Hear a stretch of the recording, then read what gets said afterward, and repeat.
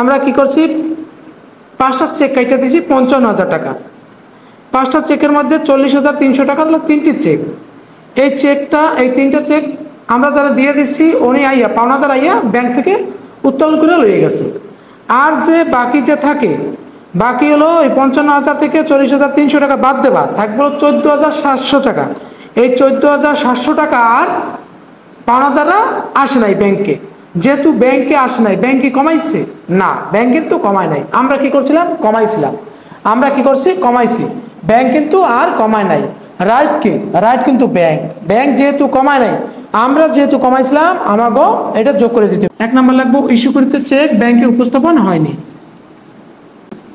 ইস্যুকৃত check ব্যাংকে উপস্থাপন হয়নি, থাকলো 14,700 টাকা।